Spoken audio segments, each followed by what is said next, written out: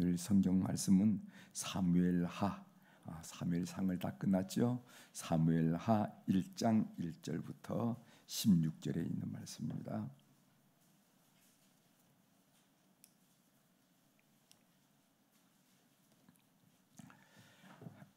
천천히 찾으십시오. 사무엘하 1장 1절부터 16절의 말씀. 이제 제가 읽어드리겠습니다. 1장 1절. 사울이 죽은 후에 다윗이 아멜렉 사람을 쳐 죽이고 돌아와 다윗이 시글락에서 이틀을 머물더니 사흘째 되는 날에 한 사람이 사울의 진영에서 나왔는데 그의 옷은 찢어졌고 머리에는 흙이 있더라. 그가 다윗에게 나와 땅에 엎드려 절하매 다윗이 그에게 묻되 너는 어디서 왔느냐 하니 대답하되 이스라엘 진영에서 도망하여 왔나이다 하니라. 다윗이 그에게 이르되 일이 어떻게 되었느냐 너는 내게 말하라. 그가 대답하되 군사가 전쟁 중에 도망하기도 하였고 무리 가운데 엎드려져 죽은 자도 많았고 사울과 그의 아들 요나단도 죽었나이다 하는지라. 다윗이 자기에게 알리는 청년에게 묻되 사울과 그의 아들 요나단이 죽은 줄을 내가 어떻게 아느냐. 그에게 알리는 청년이 이르되 내가 우연히 길보아 산에 올라가 보니 사울이 자기 창에 기대고 병거와 기병은 그를 급히 따르는데 사울이 뒤로 돌아봐 나를 보고 부르시기로 내가 대답하되 내가 여기 있나이다 한즉 내게 이르되 너는 누구냐 하시기로 내가 그에게 대답하되 나는 아멜렉 사람이니이다 한즉 또 내게 이르되 내 목숨이 아직 내게 완전히 있으므로 내가 고통 중에 있나니 청하건대 너는 내 곁에 서서 나를 죽이라 하시기로 그가 엎드려진 후에는 살 수 없는 줄을 내가 알고 그의 곁에 서서 죽이고 그의 머리에 있는 왕관과 팔에 있는 고리를 벗겨서 내 주께로 가져왔나이다 하니라. 이에 다윗이 자기 옷을 잡아 찢으며 함께 있는 모든 사람도 그리하고 사울과 그의 아들 요나단과 여호와의 백성과 이스라엘 족속이 칼의 죽음으로 말미암아 저녁 때까지 슬퍼하여 울며 금식하니라. 다윗이 그 소식을 전한 청년에게 묻되 너는 어디 사람이냐. 대답하되 나는 아멜렉 사람 곧 애국인의 아들이니이다 하니 다윗이 그에게 이르되 내가 어찌하여 손을 들어 여호와의 기름 부음 받은 자 죽이기를 두려워하지 아니하였느냐 하고 다윗이 청년 중 한 사람을 불러 이르되 가까이 가서 그를 죽이라 하매 그가 침에 곧 죽으니라. 다윗이 그에게 이르기를 내 피가 내 머리로 돌아갈지어다 내 입이 내게 대하여 증언하기를 내가 여호와의 기름 부음 받은 자를 죽였노라 함이니라 하였더라. 아멘. 16절까지 우리 함께 읽었습니다.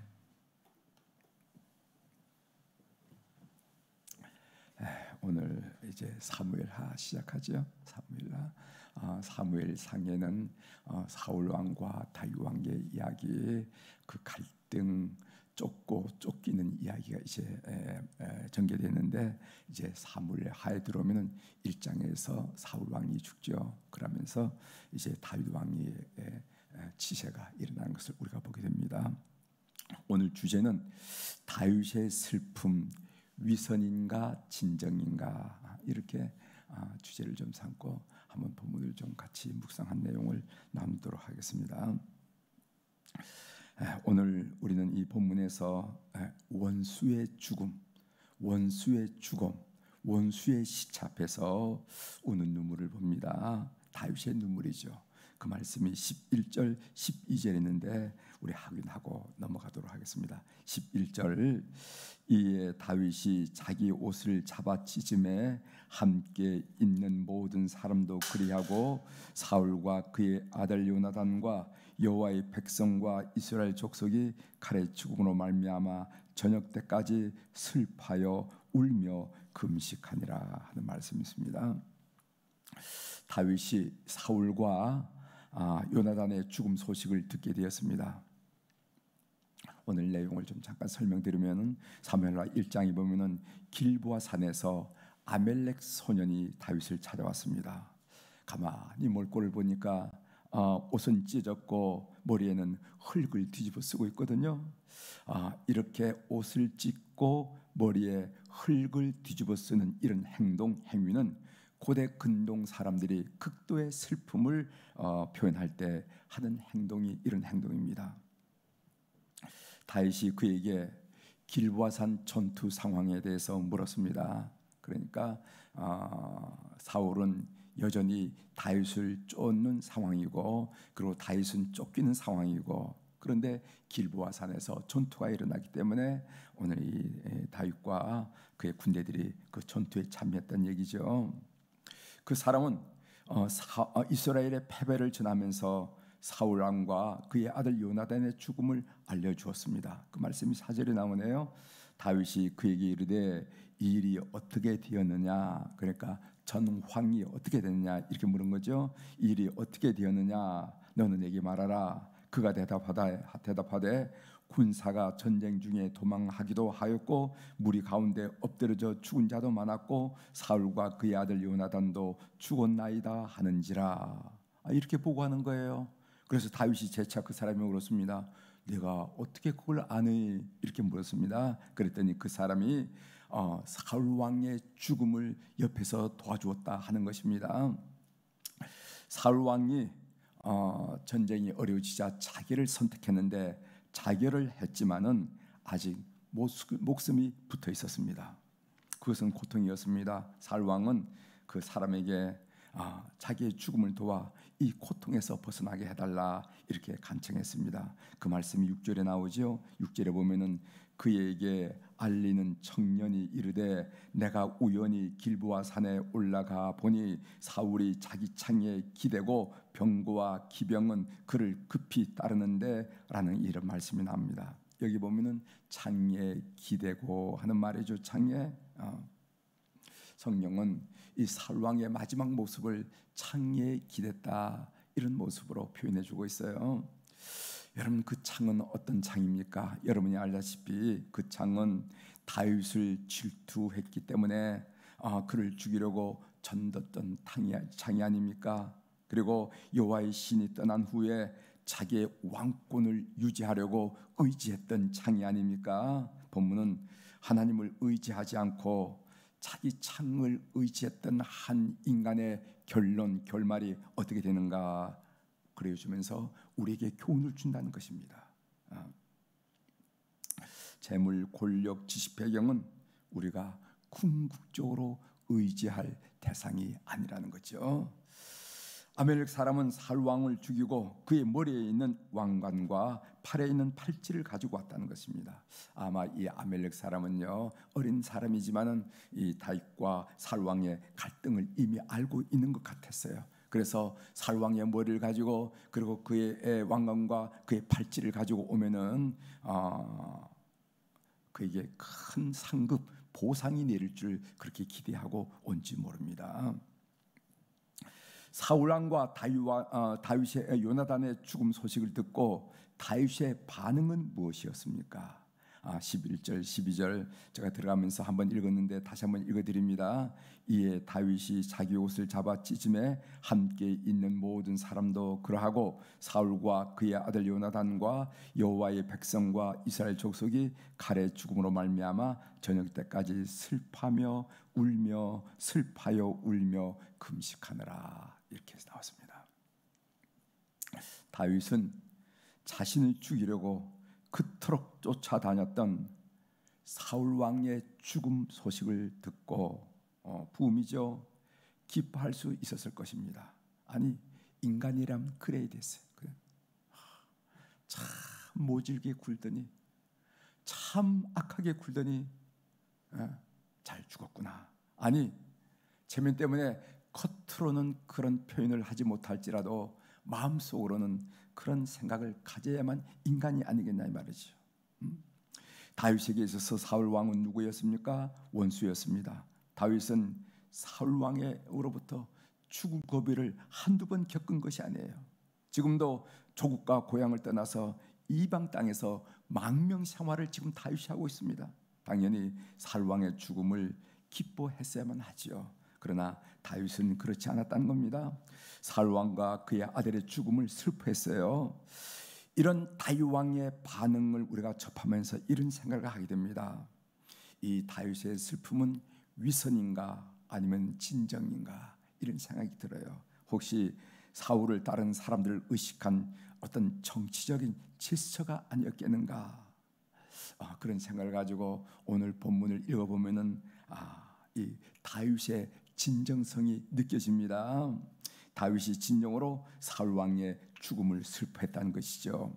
그러면은 어떻게 다윗은 원수의 죽음을 진정으로 슬퍼할 수 있을까? 도저히 우리는 생각하지 못할 일을 어떻게 다윗은 이렇게 할 수가 있을까? 여러분 가능합니까? 여러분 가능합니까? 그럴 수도 있지 이렇게 생각하나요? 안 그렇죠. 어떻게 다윗은 원수의 죽음을 진정으로 슬퍼할 수 있었을까요? 한마디로 그것은 다윗이 사울의 죽음을 하나님과의 관계 속에서 믿음으로 받아들였기 때문에 진정으로 슬퍼할 수 있다는 거죠. 비록 원수의 죽음이었지만은 진정으로 슬퍼할 수 있다는 것입니다. 우리는 본문에서 그 근거를 찾을 수가 있어요. 14절에 나옵니다. 14절을 읽어봅니다. 다윗이 그에게 이르되 내가 어찌하여 손을 들어 여호와의 기름 부음 받은 자 죽이기를 두려워하지 아니하였느냐 하고, 다윗이 사울 왕의 죽음에 대해서 슬퍼한 것은 사울 왕이 하나님으로부터 기름 부음을 받은 자였기 때문입니다. 다윗은 하나님 중심의 사람이었으니까 하나님과 연관지어 사울 왕의 죽음을 생각할 때 이건 아니라 이렇게 생각하기 때문에 슬퍼했다는 것입니다.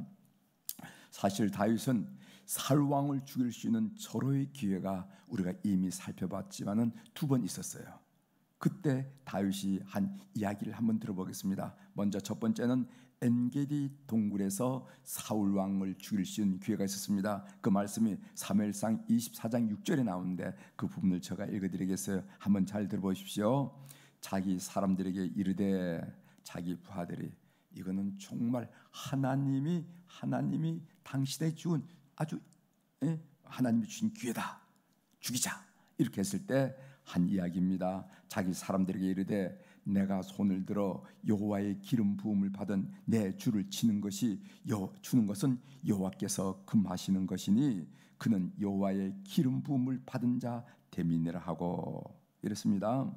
2번째는 십광야에서 사울 왕을 죽일 기회가 있었어요. 그때 다윗이 한 이야기를 한번 들어보겠습니다. 사무엘상 26장 11절인데 한번 들어보십시오. 내가 손을 들어 여호와의 기름 부음을 받은 자를 치는 것을 여호와께서 금하시나니 너는 그의 머리 곁에 있는 창과 물병만 가지고 가자 하고. 여러분 이 상황을 여러분 상상할 수 있죠? 이 다윗과 압살을 비롯해서 한 사람이 그 사울의 진영에 들어가서, 그러니까 사울은 이미 깊은 잠에 빠져 있고 옆에 있는 격표에 에워싼 사람들 다 깊은 잠에 빠져 있어요. 그랬더니 아비새 장군이 그때는 명령을 해달. 왕이여 저에게 명령만 내려달라고. 저는 2번도 아니고 한 번의 창으로 사울 왕을 제거할 수 있습니다. 명령만 해달라고, 허락만 해달라고 이렇게 주청을 해요. 그런데 안 된다. 저기 물병 보이지? 저기 창이 꽂아 있는 거 보이지? 그것만 가져가자. 이렇게 돌아가는 겁니다. 이 2번의 기회에 다윗이 사울 왕을 죽이지 않은 유일한 이유가 뭐냐면은 기름 부음 받음 때문이었다는 것이죠. 여호와의 기름 부음을 받았다 하는 이런 표현이 구약에서 통틀어 몇 번 나오냐면은 11번 나옵니다. 11번. 여호와의 기름 부음 받았다 하는 이 표현이 구약 성경 창세기부터 말라기까지 11번 나오는데, 한 번 나오는 것이 어디 나오면 예레미야 애가에 나옵니다. 예레미야 애가 4장 20절에 보면 기름 부음이란 단어 나오고, 그 외에 10번은 어디 나오면 다 사무엘서에만 나와. 사무엘상 24장 6절, 24장 10절, 26장 9절, 11절, 16절, 23절, 사무엘하 1장 14절, 16절, 19장 22절, 21절, 이 10번에 거쳐서 사무엘서에는 나온다 말이죠. 그만큼 이 사무엘서에는 이 표현을 중요하게 여긴다는 겁니다. 기름 부음 받은 자라, 그 말은 무슨 말인가 하면은 하나님에 의해 선택된 자란 얘기예요. 그런 기름 부음 받은 자를 사람이 왈과 불과한다는 것은 하나님을 우습게 보는 태도이다. 하나님의 주권을 무시하는 태도이다. 이 사상, 이 신학 사상이 사무엘상사에 다 있다는 거예요. 여기서 설명이 필요한 대목이 있습니다. 10절에 보면은 아멜렉 사람이 사울 왕을 죽이고 머리에 있는 왕관과 팔에 있는 고리를 벗겨서 가져왔다고 했습니다. 그가 가지고 온 두 가지 물건은 왕의 신분을 상징하는 물건이에요. 이 왕관이라 하는 말의 히브리어는 뭐냐면 네제르라 하는 말인데, 이 말은 구별했다는 거예요. 구별했다. 그런데 이 구별했다는 말이 다른 데도 나옵니다. 성경에서 나시린의 긴 머리카락 알죠? 나시린 머리카락이죠. 그때도 뭐라면은 네제르란 말을 썼어요. 그리고 제상이 머리에 두는 두건 앞에 패가 있었습니다. 여호와께 거룩이라는 패가 있는데, 이것도 뭐라고 말하냐면은 구별된 사람을 나타내는 네제르라 이렇게 얘기했어요. 그리고 살왕이 쓴 왕관도 구별된 사람이라 이런 표현을 네제르라 이런 히브리어를 썼다는 말이죠. 그러니까 살왕이 쓴 왕관은 단순히 왕의 신분을 드러내는 그런 표시뿐만 아니라 하나님이 구별했다 하는 그런 표시라는 거예요. 정리하여 말씀드리자면은 다윗은 사울왕의 죽음을 하나님과의 관계에서 봤습니다. 하나님과의 관계에서 그 사건을 보니까 다윗의 개인적인 감정은 눅눅듯이 깨끗이 녹아지는 것을 경험했다는 것이죠. 다윗의 중심에 계신 하나님이 구별한 사람이 죽었을 뿐이라는 겁니다. 하나님이 구별한 사람이 죽었구나. 이러니까 그 개인적인 원한 그런 감정은 눅눅듯이 높아지고 갑자기 울음이 터진 거예요. 여러분 이해되시죠? 이해되시죠? 삶의 적용으로 여러분들에게 한마디 말씀을 드리겠습니다. 하나님과의 관계에서 인간관계를 풀어보시길 바랍니다. 하나님과의 관계에서 인간관계를 풀어보자. 이 하나님이 우리 성도들에게 기대한 바라는 겁니다. 까탈 부리는 상사를 만났다면은 그런 상사이죠. 갑질하는 상사, 까탈 부리는 상사를 만났다면은 하나님이 내 까다로운 성격을 고치려고 저분을 만나게 하셨군. 이렇게 믿어보자는 거예요. 사실이 그렇습니다. 나의 모난 성격을 고치기 위해서 그런 사람을 붙이는 거예요. 철은 뭐로 다스리는 거죠? 철로 다스리는 거예요. 내 마음이 철인데 무슨 뭐 가벼운 무슨 뭐 나무 이렇게 하면은 그 나무가 없어지고 안 돼. 철을 고쳐지지 않아. 그래서 내가 철의 마음을 가졌으면 철의 마음을 두셔서 내 마음을 완화시키고 부드럽게 만들고 온전하게 만든다 이 말이죠. 이게 사실. 그러면은 원망이 사라지고 우리는 감사를 고백하게 됩니다. 신앙적인 자세이죠. 이기적인 이웃을 만났으면은 하나님이 내 이기적인 마음을 고치려고 저분을 만나게 하셨군. 참 하나님은 뭘 말려. 이렇게 믿어보자는 겁니다. 사실이 그렇다는 겁니다. 그러면은 투정은 사라지고 찬송이 나올 수가 있어요. 우리가 아유 저 사람 참 입맛이야 이렇게 표현된 사람 있죠. 입맛으로 느껴진 사람을 만났으면은 하나님이 입맛인 내 성격을 고치려고 저 사람을 붙여주셨군요. 사실이 그렇습니다. 그러면은 감사하게 된다는 거죠. 제가 본문을 묵상하면서 받은 메시지라는 것입니다. 모든 인간관계, 모든 사건을 하나님과의 관계에서 받아들여라. 이것이 바로 믿음의 태도다. 그래서 제가 여러분에 늘 말씀드리는 거지만은 깔병은 이런 얘기를 했죠. 하늘에서 떨어지는 수천 수말의 빗방울. 여러분 빗방울이 하늘에서 몇 개 떨어질 것 같아요? 1000개가 떨어질 것 같습니까? 10,000개가 떨어질 것 같습니까? 수천 수만 개의 빗방울 한 방울 한 방울조차도 하나님의 섭리가 있다는 거예요. 섭리 속에 떨어진다는 거예요. 그것은 켈빈은 그렇게 하나님의 주권과 섭리를 그렇게 설명했습니다. 그래서 여러 사랑하는 교우들 모든 인간관계 여러분이 경험하는 모든 사건 속에서 하나님을 끼워넣고 하나님은 무슨 이유로 나를 어떻게 하시려고 어떻게 축복하시려고 어떻게 다스리시려고 어떻게 온전하시게 하시려고 이런 것을 주셨느냐 하면은 여러분들의 눈이 뜨이고 여러분의 가슴이 열리면서 뜨거움과 감격 가운데 그 사건들을 치러 나갈 수 있다 하는 것을 꼭 믿는 이 새벽이 되기를 주의 이름으로 축원합니다. 기도하시겠습니다.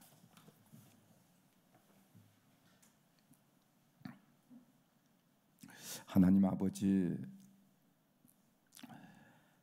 그동안 그렇게 괴롭혔던 사울왕, 죽이려고 쫓아다녔던 그 사울왕이 죽었다는 부음을 듣고 보통 사람 같았으면은, 우리 같았으면은 표정으로 겉으로는 표현하지 못할지언정 속으로는 쾌재를 불렀을 텐데 다윗은 울음을 터뜨렸습니다. 그 이유가 무엇일까? 이게 위선일까? 진정일까?